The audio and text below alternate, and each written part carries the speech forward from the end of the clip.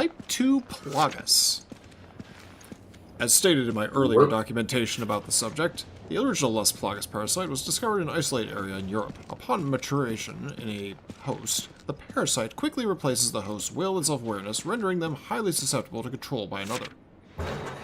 It was this aspect of Las Plagas that meant one so inclined could create obedient subjects who would only obey directives without question. With obvious commercial application possibilities, Las Plagas quickly came under review by interested parties.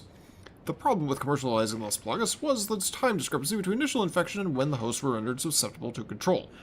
The time between when Las Plagas is administered to the host as an egg and the time when it fully matures and attaches itself to the central nervous system was met with negative criticism.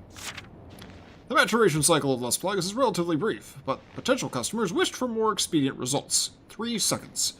With this in mind, research was undertaken to improve Las Plagas, the final result of this research becoming Type 2 Plagas. Type 2 Plagas differs from its predecessors in that it is administered in a matured state, and from that point the host can almost immediately be controlled. Type 2 is administered anally, or more specifically, is forced into the ass of the host. It's an indelicate method, but is also the most effective. After anal administration, Type 2 rends the esophagus and moves first to the medulla oblongata, then to the brain proper, and finally to the spinal cord. Once it has taken hold of the central nervous system, the host can be controlled. And also the genitals. Under a laboratory setting, we recorded complete control of the host within 10 seconds of administration of Type 2. It was delightful. Aside from the reduced infection time, the Type 2 Plagas appeared to share all of the characteristics of the original Las Plagas, which made it more than suitable for commercialization. All that remains now is to accumulate field data from the Kijuju Autonomous Zone. Listed below are the 3 key experiments for evaluation of Type 2. This just keeps going, doesn't it? Infection.